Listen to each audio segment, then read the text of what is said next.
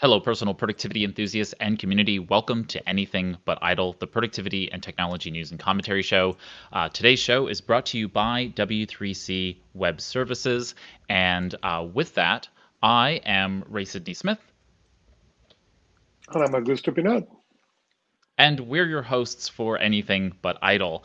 Today's show, we are actually going to be covering so this is episode 24, and this is being recorded on October 14th, 2020. So welcome to everybody who is watching the live show. Each week, we cover and discuss the personal productivity news headlines of the week, but sometimes the tech giants, the powers that be, have these special events that require us to come to you kind of in between our normal shows to discuss what happened. And that's what we're doing today. Today, we're going to be covering the special event Apple hosted yesterday, October 13th. It was called High Speed that they broadcasted live. And in order to do that, we're bringing a special guest panelist today. Today, we are bringing to you Michael Slawinski. He is the CEO of Nosebee. And he's so Nosebee is a company that has two productivity apps, Nosebee Teams, an uber functional to-do app for small and medium teams, and Nosebee, a project management and collaboration tool for busy professionals. So both Nosebee Teams and Nosebee Professional are web-based tools with apps for all the major platforms. Michael's also a speaker. He's an author of a few best-selling books, a podcaster, and a blogger, and he's also happily married to his wife, Evelina, and their three daughters. And so welcome to the show, Michael. Hi, thanks for having me. Wonderful. So I apologize. I'm playing broadcaster here, and so I'm right. playing with all the different pieces, bringing people up and down on the screen, and switching screens was a little bit of a challenge for me here. But here we are talking about High Speed, and so the show was kind of broken up into 4 to 5 different parts. And Augusto, tell us a little bit about the show, and then we can get into what we're going to talk about, what Apple announced, and then we'll get into our initial opinions on the show and what they announced and the products that Apple announced. So, Augusto, you want to talk to us a little bit about what Apple did? Of course, today we are going to be starting talking with that HomePod Mini. Then we are going to go to 5G and what they discuss about 5G, geek a little bit about it. And then after that, we are trying to follow the way they release. So we're going to talk about iPhone 12, the Magsafe brand, and then we are going to go to the iPhone 12 mini, the Pro Max, and finally the announcements and anything we have. So let's start with the HomePod Mini. The HomePod has been a product that Apple launches and very powerful high-end speaker that connects with Siri and everything else. And they finally released the smaller version. It's $100, $99.99, and they try to really make it keep that high-end feeling, that high-end sound quality, at least by the reviews and what they were sharing yesterday, and really make it small, more affordable. It's $99. And I'm not sure if they add all these capabilities of integration of artificial intelligence to the Mini before they add it to, or at the same time now, I'm going to guess, as the regular HomePod, or is something that they use the Mini as an excuse to bring all these capabilities. But what do you guys think about this HomePod Mini? Ray, you want to start? Sure. Somebody needs to So start. I wanted to talk a little bit about the show as a totality first, and then we can get into the HomePod Mini. The show was really well produced, and the thing that I noticed watching it in the early stages were that comparative to the prior event, I really felt like Apple felt upstaged to some extent by Samsung, and Augusto and I were actually talking about that pre-show, and the reality is they really leveled up their production value. I mean, they built that whole staged house to be able to do this, and they put it in what looked like an airplane hangar. I'm guessing it was inside of a studio space, but they really did a great production value job comparative to the prior events. It seemed a little bit like the prior events were a little bit rushed. I don't know. But this event, I really felt like they placed the HomePod Minis throughout that household, and they did a fantastic job of showing off what is, to me, a fairly benign product. It didn't kind of jazz me up, but I definitely felt like they did a great job of showing it in use throughout the house. Michael? Yeah, totally. Of course, the first thing when they start is they cannot get enough of showing off how beautiful their office is, although it's empty probably right now. But it's gorgeous, like the spaceship. Yes, mothership. Okay, I get it. And then of course the rainbow. Like they cannot get enough of this. So that's for sure. But you're right. Like I think all these companies right now, as we move to more of this remote, behavior when keynotes and conferences go remote, they feel like they have to up their game. They have to just, they start slowly, but with every production we see that they're just learning from each of them. So totally, I agree with you, right? That it was much better. And what I also like is that, when we had the traditional events with press and the stage, it was usually like 2 hours, and with lots of cringe-worthy demos of some developers on stage, which were just like and today it was just like the last event was 1 hour and 2 minutes. This one was 1 hour and 6 or 7 minutes, so it was really like packed, concise, and to the point, apart from the Verizon moment, but apart from that, it was really good. It was interesting because my first impression when in minutes 5, 6, 7, in the first 10 minutes, they throw the iPad Mini, the HomePod Mini. I was like, wow, it feels like we're trying to get rid of the visitors, Let's say we're here, let's see how we get rid of you. But as the show continued progressing, I was more into the show, and I agree, it was really to the point. And as we were discussing, I was impressed when the first take with the house behind. I was like, are we using, a screen behind? What is this? And then suddenly I saw on one of the takes later on, when you see the whole thing taken out, and I say, oh, no, this was not an image. This was an actual monster thing. So they did really well on that. I need to agree. Yeah. And it was really quite a production, because you had people who were having to walk with the camera. Those are cameras on dollies moving across screen and moving across the stage. This whole production, and they're having to kind of cue themselves to walk up and talk. And it was I give them a lot of credit for that. I mean, they did a really great job of doing all the stage production to make sure that these people who are not necessarily performers were able to actually pull off this stunt, so to speak, to be able to talk to the audience about these products. And they did a great job. I have to admit. Yeah, and what they do now, it's very good that they, as speakers, they choose people who actually work on these devices. So they don't put a random person who's like fits a profile. Are you like this kind of this height, or are you this gender, or are you like this color skin? No, they just choose people who work on these devices to talk about these devices that they worked on, which just adds additional heart or passion, I would say. And with this stage for the HomePod, as you said, it was a small product, but what they did was that with this HomePod, they created like this ambiance, so we can feel like how it is to have a HomePod in your home, because many people, even though like I understand that in the US many people do have Alexa speakers or Google speakers, and some have HomePods because they're just much more expensive. But I think there is still like lots of people who just don't have any speaker at all like this. So for them to feel how it is to have a speaker at home, they have to show it. And so they're bringing the HomePod Minis to the market at $99. And what did you think about the pricing?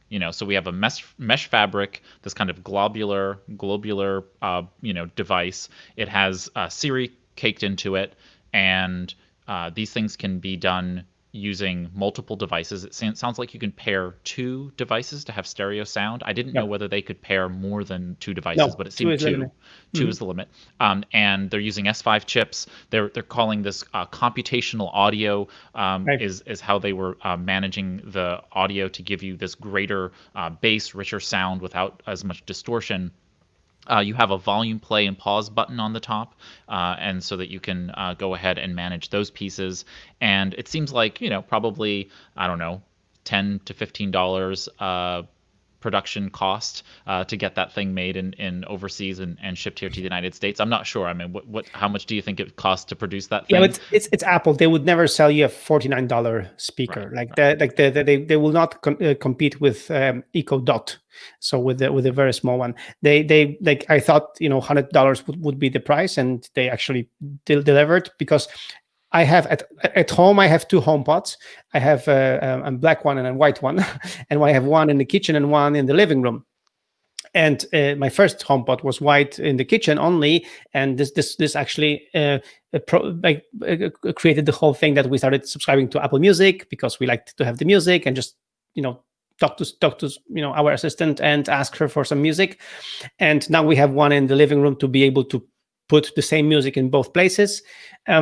And I appreciate the HomePods, but they're really expensive. So for us, it was like a decision really to buy them. But I think at $100, it stops being a decision. It starts being like a family gift, for Christmas or for something. Like it's something that any like normal family can think of. And I think once they start and they realize how well it's integrated with Apple stuff, it's really useful. And there was an internal poll on our Slack channel on my team, asking how many HomePod Minis is Michael going to buy after this event, and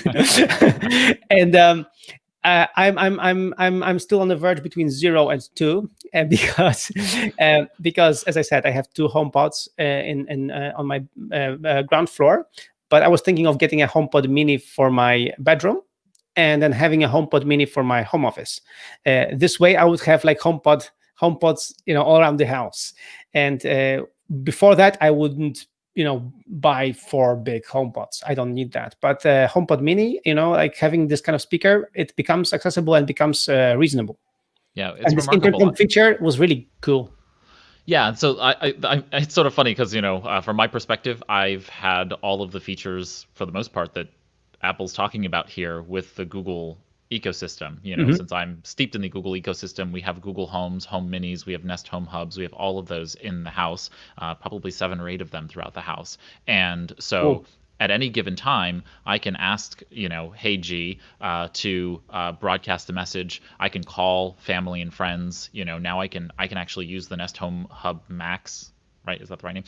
And go ahead and say, to call my mom, and it dials right up on her phone. We've got video, and I can now, it's like the Jetsons. I'm able to have Cool. this face-to-face communication with my mother, and it's not awkward for her because she could just has to press the button, and if she's in the store or she's out of the house, she could just press the audio function, and she has an audio conversation with me, and so on and so forth. So it's very, very seamless, and I hope that Apple gets there. I hope that they bring that level of sophistication to both the iPad, iPhone, and these HomePod market pieces, so that you are able to more seamlessly integrate and speak to family members across the ecosystem. You see, in my household is exactly the opposite. I finally, after I'm not going to admit how many years, I was able to train my in-laws and my parents to do FaceTime calls. There is no other attempt to any other platform.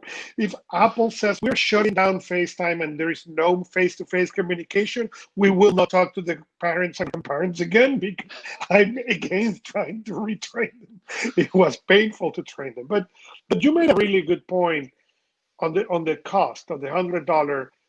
The $100 price point probably will compete well with the Echo sound. I mean, having a better quality sound that the Echo 40, I think it is, what the Echo cost.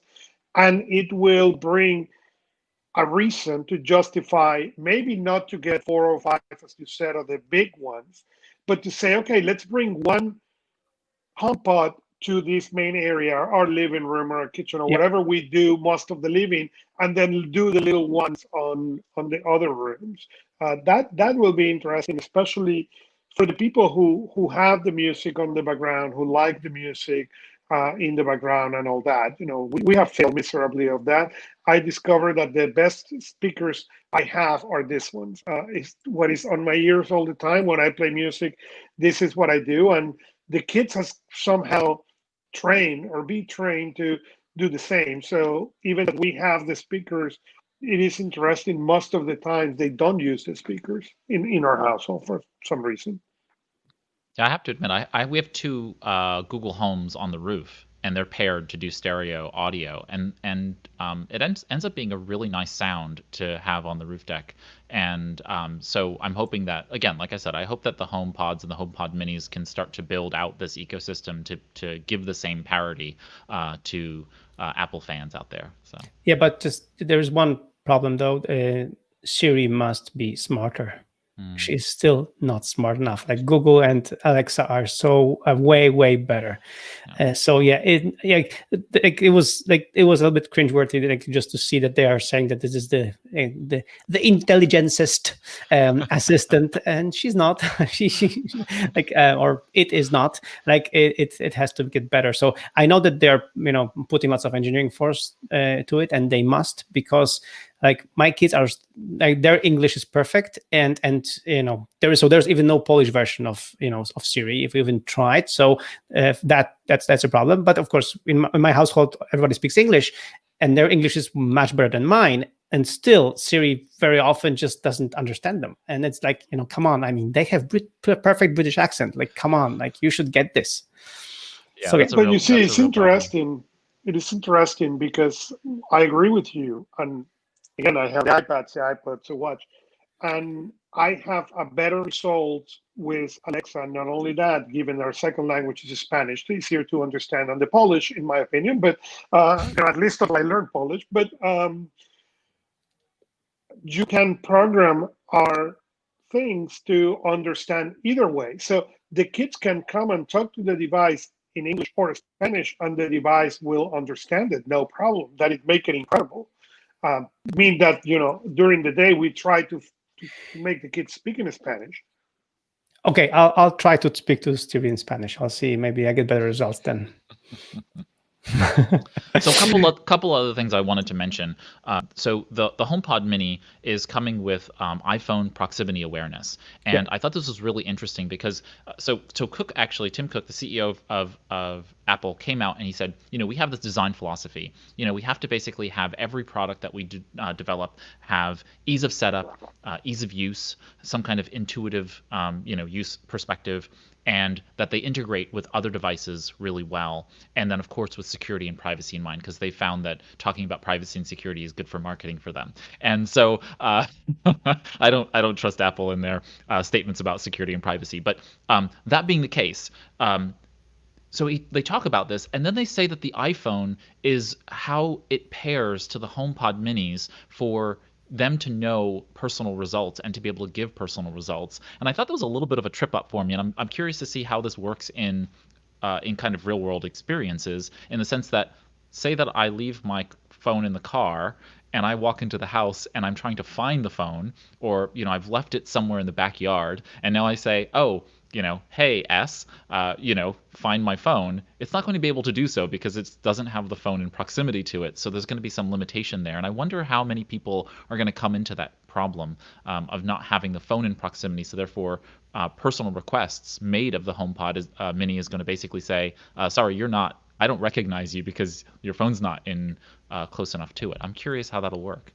Yeah, we'll see. But the good thing is that so they're pulling the information from the device. I mean, that's their spiel, so that they don't they're not crunching it in the cloud, but they're pulling it from the device. So I think that's the whole thing about proximity sensors and better Bluetooth and better range of Bluetooth. This way they can actually get to your garage, even if you think you don't have enough range there, but they have enough to to find it. So I think that's kind of the idea. And for me, actually, I believe Apple more than Google in this sense. So I'm on the other side. Good. because I believe that Google is like more of a glorified ad agency than actually a computers devices company. Maybe not for long. Not after our government has their way with them. Exactly. But anyway, so I believe in that they genuinely, I mean, they still have issues and problems, which we'll talk about later. But in this sense, I kind of believe in them. But anyway, I think they're doing a smart thing that, they're trying to pair all these things together, because um, it's like what we just had with AirPods Pro, and with that once they upgraded the firmware and to iOS 14, suddenly the AirPods are very quick in connecting to different devices, based on your usage, instead of you just always switching to one or another. There's still a room to grow, but they can do that because they can just pull the proximity. They see that I am using the iPhone, so they connect to my iPhone instead of my iPad, and then I listen to it. So over there, I think there's a room to grow, and especially I want to get back to this intercom feature, which I think is really cool, because because of the last event, I bought myself a new Apple Watch 6, and my Apple Watch 5, I gave it to my daughter, and her favorite feature of Apple Watch is walkie-talkie with me. So so this intercom thing, I think is going to work. Yeah, I'm a little nervous about those things. We do use the broadcast function in the Google space, and I find it a little bit disruptive when I'm, say, in a meeting, and with people working from home and remote work now. It's like I don't need someone sounding like the voice of God while I'm working and I'm in a meeting, and then these messages come because they may not be home, and they're broadcasting a message to the house, or they're on the rooftop or outside, and they start broadcasting messages in whatever way they want to. So I think this is going to cause maybe some issues, but I do like the idea of it. I think it's something that's really, really phenomenal. I wanted to note. It is phenomenal, and we have the echoes all around the house, and I'm going to admit my son is the one who enjoyed the announcement more than anybody else. But for dinner, it is great. He can make announcements the whole day. But for dinner, but for example, I get the point why we want to tighten it up with that, and I agree with what Michael said. The new firmware on the AirPods is incredible, except when you are in this call and now you turn on the other device and suddenly you lose the audio for this because it went to the other device. Okay, but it's really in general incredible. Um, but there are ways to make it, and I hope they eventually do it to where you can recognize the people without the device. And as always, we need to remember this is a version 1 of these features. This was not something that was available on the original HomePod. So this feature is version 1. Yes, the echoes can recognize the voice without any of this proximity. But as we said, part of that, it requires that voice gets recorded into Amazon servers for them to do that. And can they do it? Yes, they can, but requires that. So I think for a version 1, it's a great step in the right direction, to have it tied up with the phone. And probably the proximity will be more close to the area where all these things will produce than necessarily the device you are talking. As for at least what I understood, those devices will be pretty well connected one to the other. So $99 US. It comes in white and space gray. It is shipping. You can start ordering it on November 6th, and it ships November 16th, 2020. I found it interesting that they're launching with Apple Music and Apple Podcast support with iHeart, Radio.com, and TuneIn.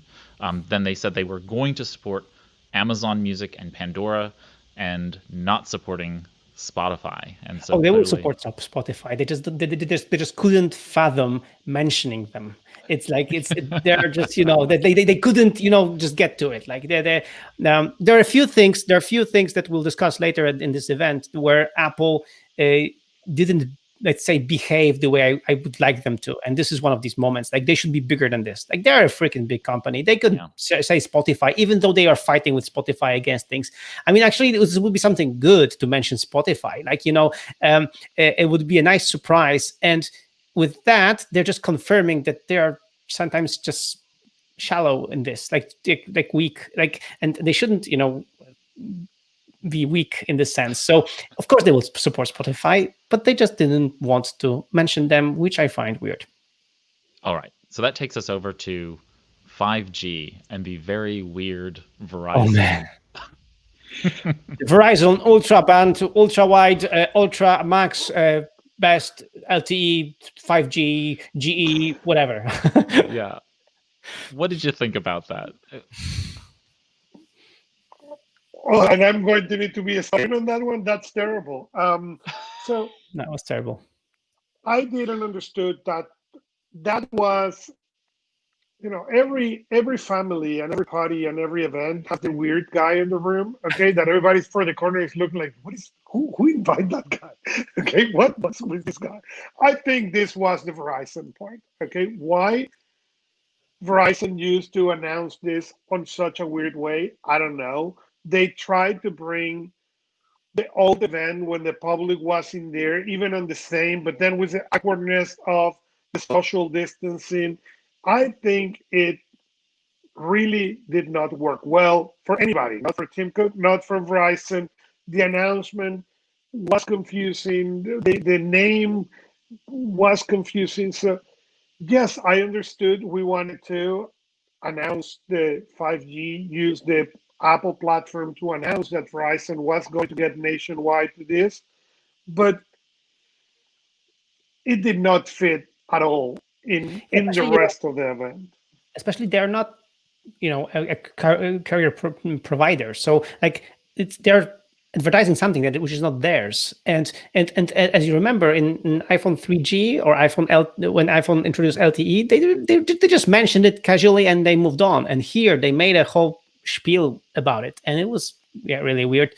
And then, but what was even worse is that later down the line, when they were mentioning things, they were still putting this, whole Verizon Ultra something something name. So yeah, well, Yeah, when they brought the phone, like the gentleman who was inside that space, I don't know what you call it, but bubble. basically a testing Yeah, zone. the testing They were bubble. talking about the ultra wide band. I was just thinking to myself, who cares? Like, why are you talking about Verizon here? And the weird part was that they were like, yeah, we get 3.5 gigabits per second in ideal settings, but with ultra wideband, we get 4 gigabytes. And I'm thinking to Yeah, myself, but then under that one says normally you really? will get one, and I was like, then Yeah, why yeah, it's you're one telling me fourth. I five? mean, come on. It was just a very weird circumstance thinking like, okay, who cares about a half a gigabyte per second when you're talking 3 to 4 gigabytes per second, and then you're going to tell us that in reality though, expect 100 to 200 megabytes. It's like, Yeah. well, whatever. It's just a weird situation. All right, let's fast forward then. None of us liked Agreed. the 5G Verizon parts. Nope. And they announced the iPhone 12 in Yep. 5 colors, starting at what sounded like $7.99 USD. What did you like about the device announcement? What parts about the iPhone 12 were great? What parts did you not like? So I'm going to start saying that I'm excited to see colors again. Yeah. It's been a long And the blue one time. is gorgeous. Okay, the blue one looks so pretty, um, and I'm excited to see colors because for the longest time we went into this gold and pinkish. No, give me variety. I like the red. I like the blue. I'm not a big fan of the green, but I like the fact that you're giving me the options of the colors. So that was a really exciting thing. I wanted an orange one, but they decided not to release it. Fine. Um, but I think that was big news. In general, with all these phones, my big thing was what is the phone bringing aside awkward 5G with Verizon that it's going to make me run right now to buy it? And at least I missed that component in yesterday. And I discussed this privately with a couple of people. I said, it, if I will take pictures or this will be my main camera, I get it. Okay, yes, camera wise, awesome. But this is my pocket computer. Tell me more about that. And at least I missed that. It seems like the last event about iPhones has been about how great camera we are, but miss all the other components that the iPhone brings. Again, that was my impression. I'm really excited about the colors. That's it. I like the design. This is, going back to the design, exactly. Going back to the design of iPhone 5, 5S. It was a like gorgeous design, and I missed this. And I like this. Like I have the same design on my iPad Pro 11 inch, and I love this design. It's really nice. And right now, when I have the Magic Keyboard with my iPad Pro, I very often just take the iPad, naked, and use it just as the iPad, and I like it. And I want to see if with this kind of design, I will be able to again, use iPhone naked, not without any, without caseless. We'll see about that, because it's. I think you can grab this much better. Like it just fits better in the hands. I think we'll see once we get them in our hands.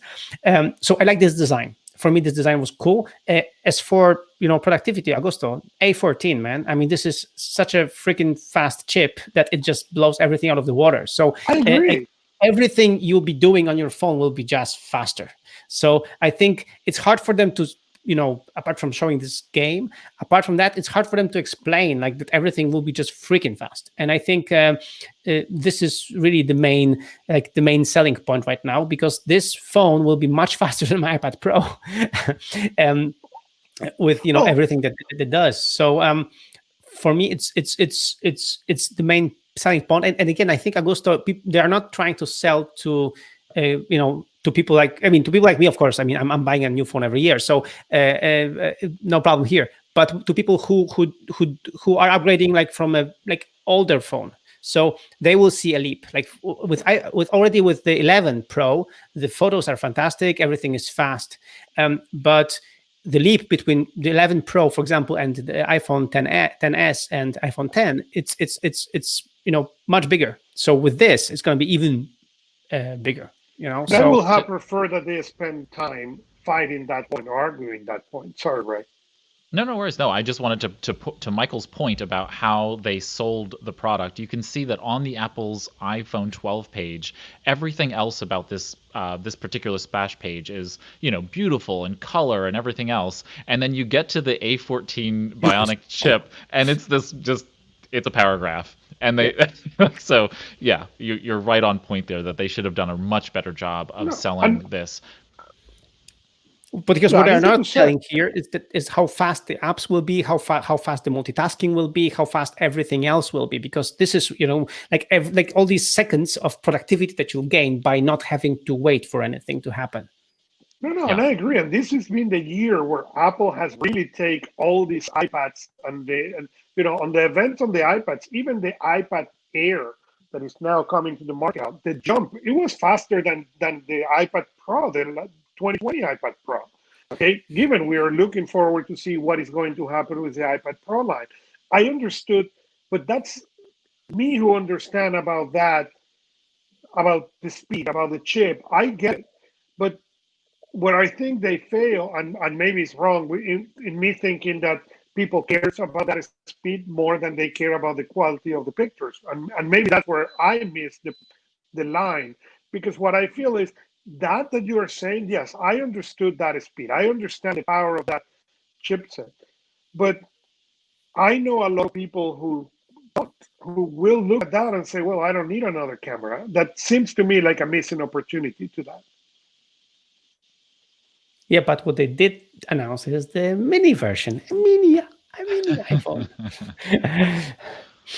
Yeah, so anything else you wanted to talk about regarding the iPhone 12 specifically? A14 chip comes with a 6-core CPU, 4-core GPU, which is an upgrade. They've got the neural engine, which comes with 16 cores in it, and they spent some time talking about the machine learning accelerators on the chips itself, and so that's pretty advanced as well.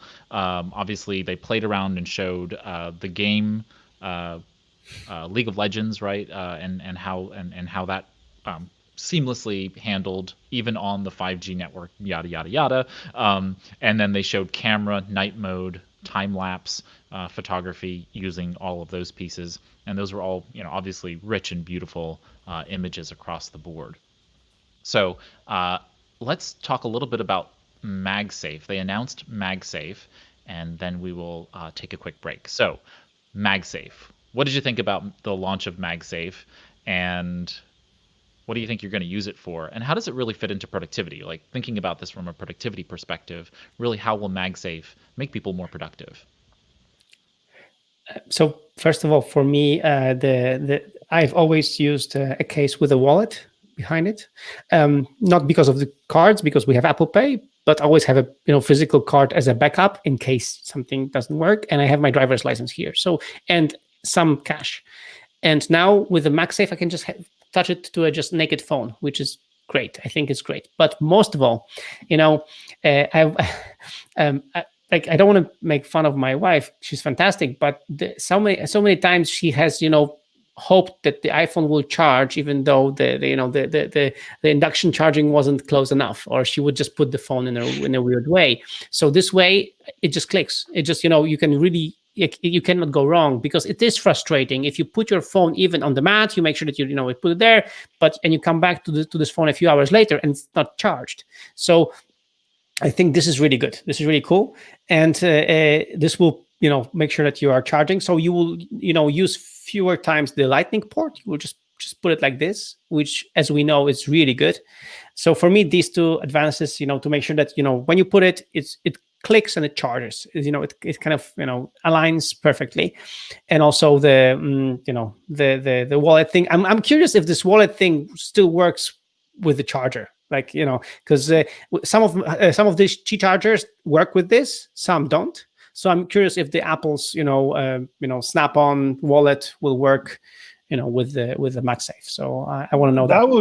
That would be really interesting to think. I was really excited. I love the Magsafe technology, and actually for my iPads, I found something really similar to the concept of the Magsafe, and I went and bought all the cables and everything. So all my devices charge with a similar technology than that. So I am really excited on that clicking in the phone. I agree. I mean, as much as I laugh, I agree. Nothing more frustrating than getting to the kitchen, put it on the mat, and then grab the phone half an hour later and discover, oh, I didn't put it in the right place.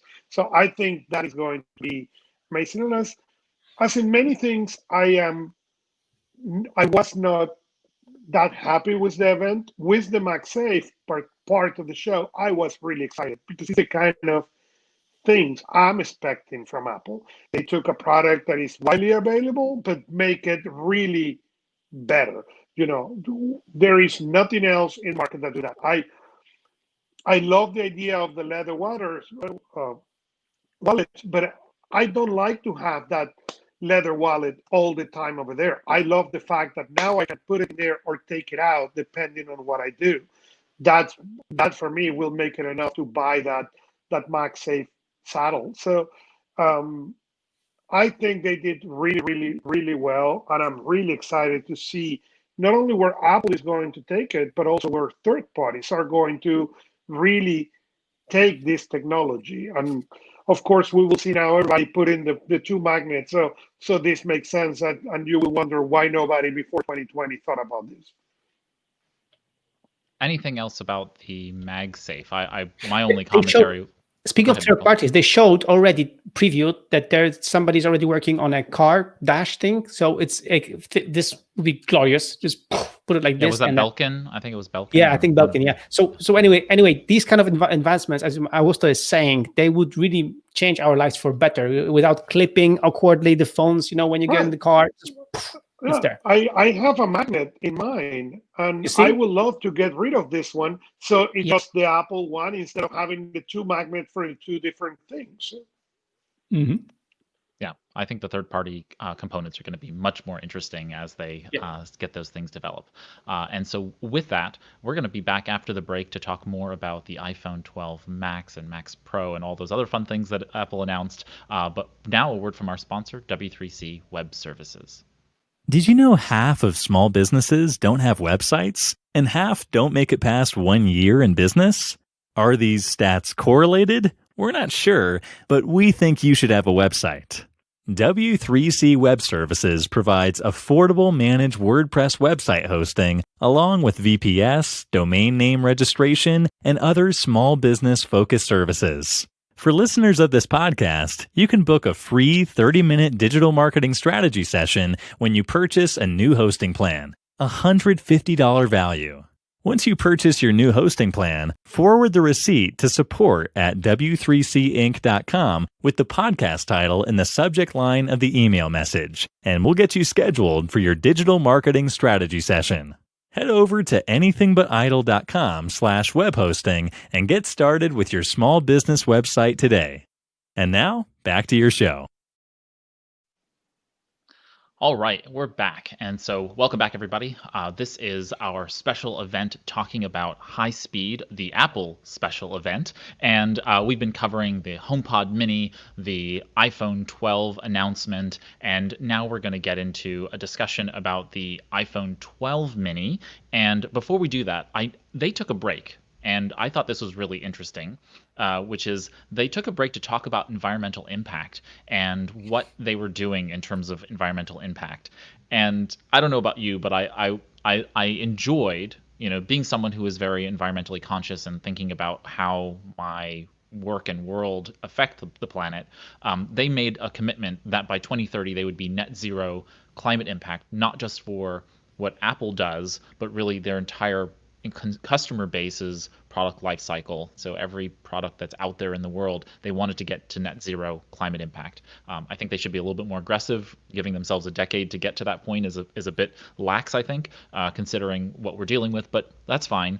But they basically used it as an opportunity to tell everybody that they would not be putting additional items in the boxes, so the boxes would be slimmer and they would have less waste and so on and so forth. But they're basically saying to you, we're going to give you a cable, the Lightning to USB-C adapter, and then you're on your own. You've got to buy everything else.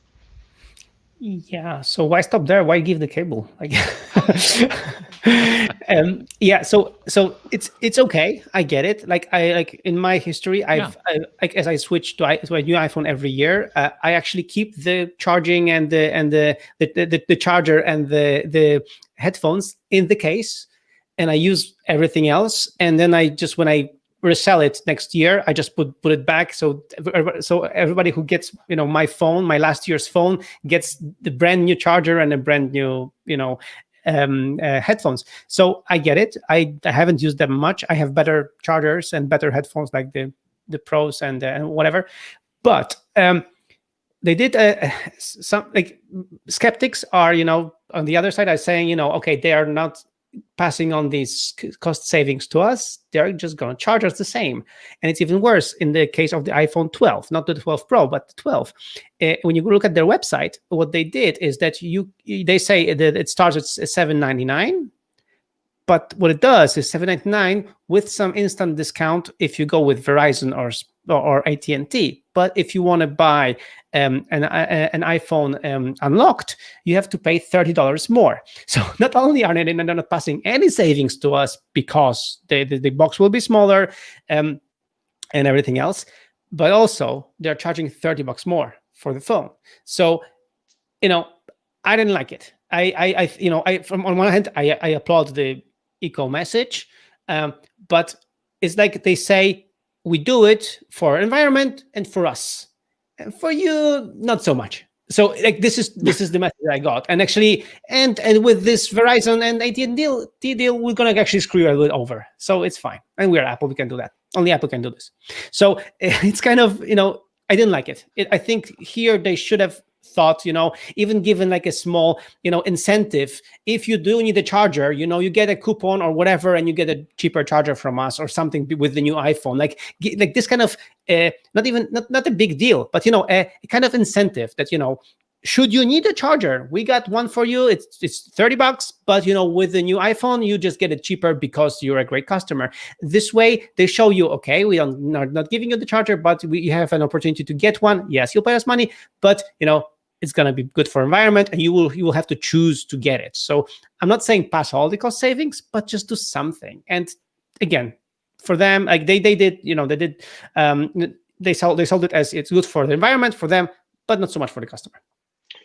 That's a good point. I I agree with you. Since the AirPods, I have rarely used the wire ones, and it's really unless that I'm having issues on one of these things that for whatever reason the Bluetooth is not working well and I need to run and plug it in, but I have not replaced them or used new ones because of this, and I know I don't want to have the cable, so I get that one.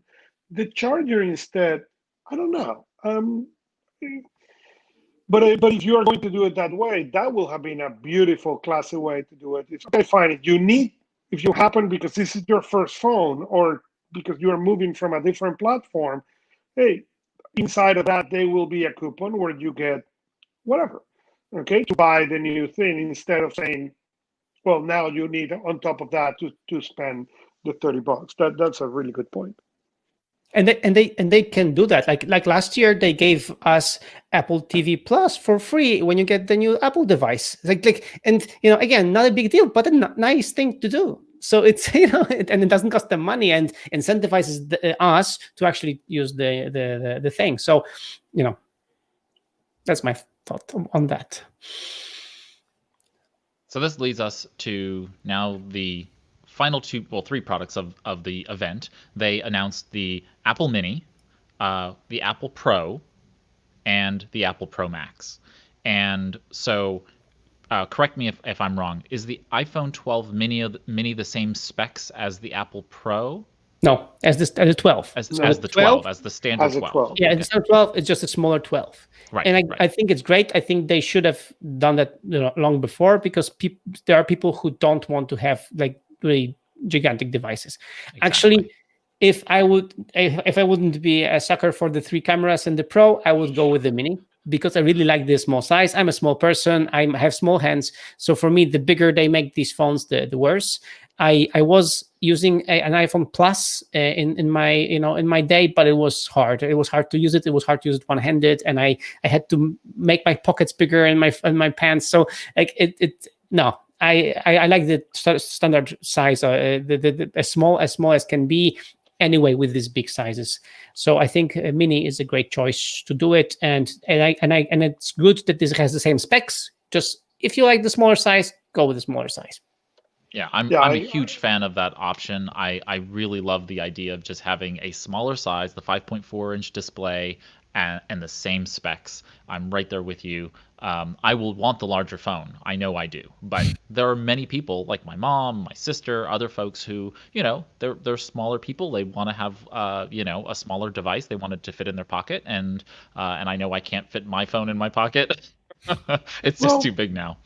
But you see, for me, the problem is my main machine is the iPad, okay? And I have the 12.9 and I have the iPad Mini. I carry that iPad Mini with me everywhere, and it has data. So I play with that iPad a lot more than what I play with my phone. For me, the phone is, I don't carry any other device other than this thing, okay? And really, even with the pandemic, there's so many phone calls that I get. I get a lot of Zoom, a lot of Meets, okay? But I don't get that many phone calls anymore, because as people before all this were, oh, well, let me give you a call. Now it's like, can we Zoom? So we don't do any more of this. The smaller the phone, the better. I have always said, if they allow me to have just the phone in here, I will never carry a phone anymore. Get the 3 phone calls that I get in the watch, and I will be happy. The problem is they still require me to have a phone, so I can't register my Apple Watch. I think it on my wish list. You don't need a phone anymore. Even with family, I can now use my Wi-Fi phone. I have not thought of that. I may be able to get rid of the phone and just have the LTE version of that thing. But I think the Mini, it's a fantastic device. I don't take pictures. Many years ago, my wife bought an SLR camera, and it was one of those fancy automated ones, and she wanted to say, you see, with this you cannot take pictures. Oh, really? Let me see. And I take 3 pictures, and she said, you are incorrigible, forget about it, don't even try to take a picture ever again. So I am not the photographer of the family. So I don't care about the 3 lenses, but I really care about the size, and I care about the speed for the few times I'm going to use the phone. So I am really excited about that one. And I'm curious to see how this new ceramic shield really will affect this, because one thing that will happen with this Mini is I will be able to have my naked phone, I will be able to put the wallet on the back, and I will not need to put the magnets. There's a reason I have a case. So when I put it in the car, or here I'm working on the office. So all these three things are really, really exciting for me.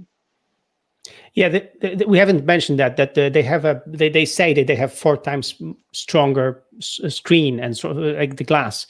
So this is exactly my hope that I can carry the phone without any case, because it will not crack when it falls down, because it does fall down. Like, this phone has been flying a lot, and it's fine. So but because it has a case, so I'm wondering like how this how this will affect. Yeah, so that's why Mini, great. I think it's cool, but I'm getting the Pro anyway. Yeah, so you had mentioned this. This is ceramic shield is what they're calling it. They worked with Corning to make their screens 4 times more powerful. And so in contrast, if the iPhone 12 is coming out starting at $799, starting as Michael noted, then the iPhone 12 Mini, the 5G is coming out at $699 USD, again starting at that 5.4-inch display. And so this really brings us then to the iPhone 12 Pro and Pro Max. And so what did you gentlemen think about the announcement of the iPhone 12 Pro and Pro Max? The blue is still gorgeous. Absolutely. Yeah. Yeah, I mean, the blue on the Pro is really nice. It's really beautiful. So, and yeah, there you go. There you have it. It's really, really nice. And as I said, the design is cool. I'm looking forward to see the stainless steel, how well how grippable it is, how you can hold it in your hands. And really, I would want to carry this phone with me without any case. And as I said, the photos, it's like right now taking a picture with one of these things is like cheating, because like you cannot take a bad photo. Like, you just oh man, like even against the sun, you just I think the other day I was proving this to my dad. Like, I pulled the phone from my pants and just looked straight at the sun and took a picture of a building with the sun, and it was perfect photo. Like, without thinking, it was really good. So the photos, the photos already, like on this 11 Pro, are fantastic. So this 12 Pro, again, it's as far as I learned, it has a slightly bigger focal length than the 11 Pro, so it's even better. The lenses are a little bit better. They have more aperture. The main wide camera is a little bit better. So it's a smaller improvement, like optically. The Pro, the 12 Pro versus 11 Pro, but of course the A14 chip is much better. And with this, it also can just do better photos. So, and they announced this Pro RAW, Apple Pro RAW, for photographers. So great. My only problem is, of course, that the Max has even better photos. So with that, I get a little bit Max jealous, but I cannot buy it because it's just too big of a phone for me. So so I'm staying with just 12 Pro for that. And me being a dad, as Ray introduced me, I take lots of pictures of my girls. They're fantastic, they're gorgeous, and I cannot get enough of them. So I use all 3 lenses all the time, because sometimes I get an ultra wide, sometimes I'm just get a normal photo, and live photos are just freaking good with kids. Like the whole context when you get a live photo is just great. I agree. Of course, I do lots of portraits as well with them. So and the zoom is also important, because sometimes I'm just a little bit further, but I don't want to just creep in too close, because they would just do something else. So I want to stay a little bit outside. So I use all 3 lenses all the time. So that's why this phone is mine. Yeah, the other thing, there was 2 things that got my attention on this iPhone 12. One is how much is the difference with the battery on the sizes, and really the phones are not that. I mean, yes, they're big, but they're not that big. The difference between the 12 and the Mini and the Pro Max, but you get a lot more battery. 6 hours more battery is a lot. So that was exciting. The other thing that was interesting, and I was joking about it last night, is that all these phones now, you can get water resistance up to 6 meters and 30 minutes. So now we are going to start getting calls in the shower, and people will have their phone there because the phone can really last a full shower, a full whole shower. So be ready for what is coming with that.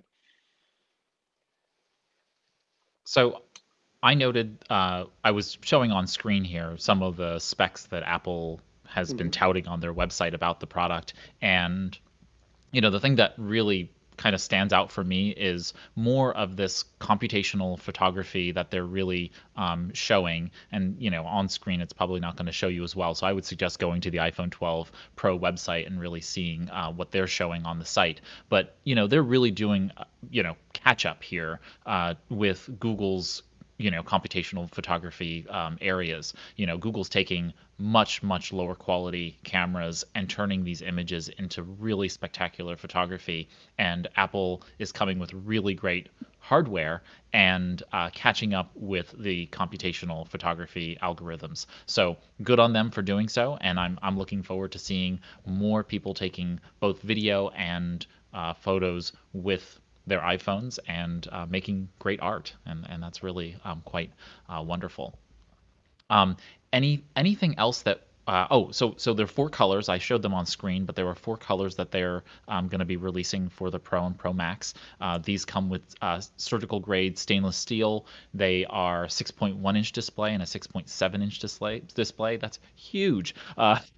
It's kind of like an iPad Mini. So it is IP68, so it's pretty water resistant in that regard. And so pretty phenomenal device. I'm pretty impressed with the specs on it, and obviously the camera is a great set of cameras for, I guess, across the entire 12 lineup. I mean, they've done a really great job there. I didn't particularly, unless you're a photographer, Apple Pro RAW doesn't seem to be that that spectacular to me, but I understand if you're a photographer, you want the raw footage to be able to utilize. So good on them for bringing that to the product. It's not out yet, but they said it's coming soon, so we'll see what happens when it does come soon. And you mentioned, the Mini of the Mini, and that was one of my disappointed. I'm still waiting for the Apple Pencil to be compatible with the phone, and that will be probably the only thing that will make me buy an iPhone 12 Pro Max that size, to be able to replace my iPad Mini with an iPhone now and carry that, take one device out of the equation. That will be a perfect. The 6.7 will be, it's going to be at the end of the day larger than an index card. So I've been using index card for so long that it will be perfect for me. But again, they decide not to release that, and I hope that next year they do. And I don't understand why they haven't do it, other than the fact that they're Apple. But as I said in the beginning, I'm a little disappointed about this event that they did. And next year, go ahead, Michael. Next year they will call it iPhone 13 Pro Max Note. And then you will be able to put and I will put my credit card behind that product immediately, my Apple card. There are two surprises for me, if I may, with the Pro. So first, a bad surprise is that with the last event, I was hopeful that they would put a fingerprint sensor in the home button. Because of the COVID, like we have to wear masks everywhere. I just have to do this, kind of spiel to take off my mask for a second to authenticate and then put it back. And I would prefer to have this second layer so I could, authenticate with my finger. They introduced it to the iPad Air, so they obviously can do it. It's a shame they haven't done it.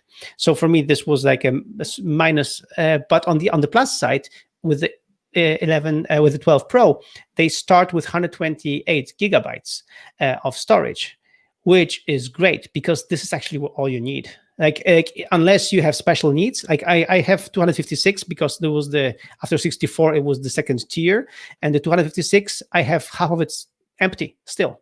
So because the way they manage photos and videos and everything else, so I'm not filling it up anyway, which is actually bad marketing for them. They should have made me fill it up and then tell me that I need a bigger space, but they haven't. So I'm considering both, like 128 or 256, whichever comes first to me. I'm just gonna get it because it's fine, and it's great because Apple has been stingy on the storage for quite a while. Like you can see that the 12 still starts at 64 gigabytes. And very often when people were asking me for advice, I would like, don't get the poor man's iPhone, get the bigger size. Like I had to just tell them this caveat before buying. So now with iPhone 12 Pro or Pro Max, like get any of these and you're fine, which is what I would always like to say. Yeah, and I think that's because Yeah, I they're trying to agree with push people to the Apple iCloud to upgrade their cloud storage. They want to be Yeah. able to push people there, and so they were kind of playing games there. And now it seems like they've either made enough money, they realize that they're there, and so they've basically given enough on device storage. And I think that's a good move all around. I'm Yeah. curious from both of you, what are the kind of the biggest ticket productivity opportunities here with this new line of 12s, and maybe this reaches back to the iPhone 11.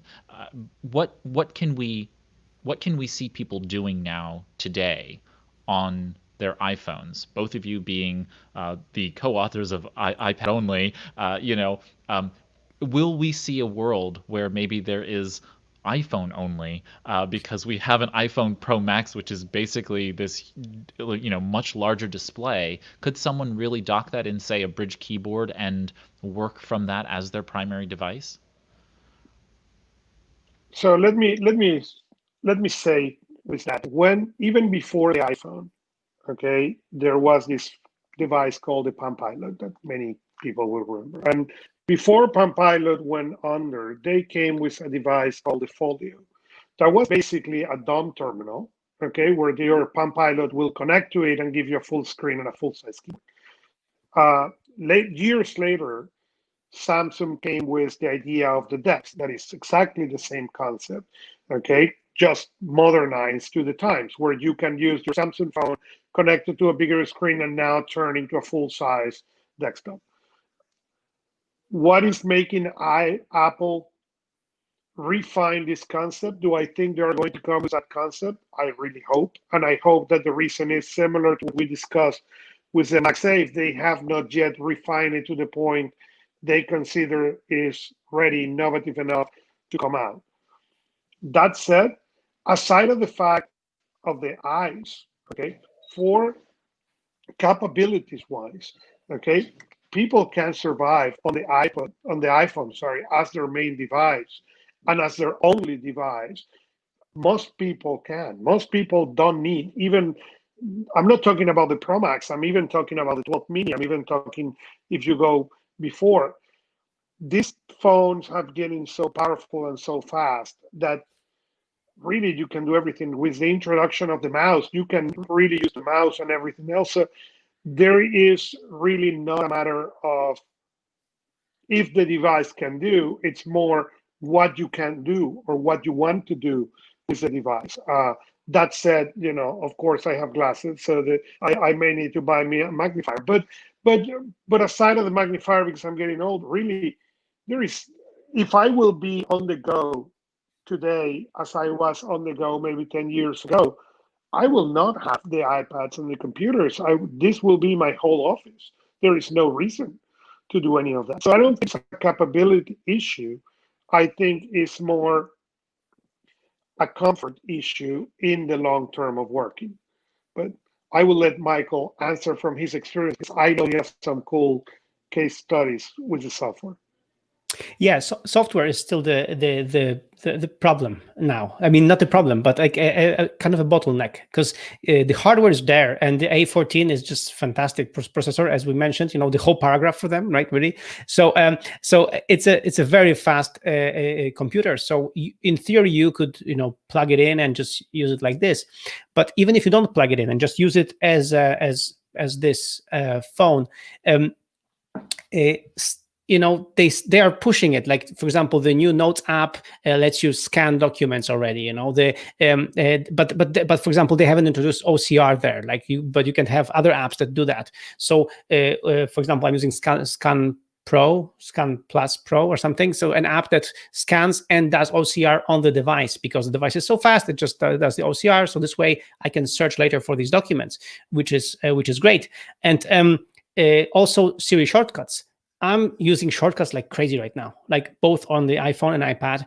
I'm using shortcuts for almost everything, and it's glorious. But it's glorious for me as a geek and as a programmer. For people who are not geeks, still shortcuts is still something that it's a bit difficult, a little bit tricky. So and I think they should really try to push for more shortcuts, more ways for people to save time by just automating things on the iPhone. Also the way applications talk to each other. Again, there is still lots of room for improvement, so that apps can really like in my case, like our application Nozbe Teams, the way it works through the APIs and all that stuff. And right now we are introducing Zapier. We already have the Zapier integration, all that stuff. But for us, the best part would be to just really like talk to a different app. From, for example, a note written on Ulysses, you just put it as a comment to a task in Nozbe, and then you just move that as an email to somebody's email. Like the apps work together closer. So there's still because this is like the most intuitive interface. You touch things and so there is still, I see still lots of room for improvement to make this interface even better, because the hardware is there. Like the photos are amazing, the capabilities of the processor are amazing. Just the software is still not there yet to empower people to do more things. So I'm hoping, we as developers, like me and my team, we're pushing forward. But of course, it also depends on the platform to help us, make these things possible. But I'm looking forward to making this thing really. An iPhone only device like that. You can really just use the iPhone, and we have in our case, we have customers who are managing big companies just from this iPhone. Like they just use this for everything. So it's our job and Apple's job to enable us to combine these apps to help make sure that the apps work together and just boost people's productivity even more. Fantastic. Yeah, I just know a lot of folks who actually do use their iPhones as their primary vehicle to the internet, to managing their companies. And so I was really curious how you guys have that perspective on it, and I appreciate your thoughts there. Yeah. And I'm going to say one more thing that is also really important to mention. The ecosystem, if you use, your Apple iPhone as your main device, when you get home, and you are still on that ecosystem, that's something that Apple has done really, really well. If you move to the iPad from there, you really will find exactly the same thing. And with the changes they are doing to Big Sur, they are really trying to even bring that closer to the MacBooks. And so they are trying really to make, they may not be there 2020, maybe a 2020 something project, but what we are going to see, that we have been seeing, is they're bringing closer that experience of getting device A from device B to device C, and experience across all of them the same thing, instead of what happened that you grab the next device and it's completely different and menus are in different places. They've been doing a really good job with that. Fantastic. And so with that, we're going to close out the show. I wanted to thank Michael Slawinski from Nozbe. Michael, for joining us here today and for having us do this commentary episode on Apple's high-speed event. Where can folks find you and keep on top of your work that you're doing over there at Nozbe and yourself?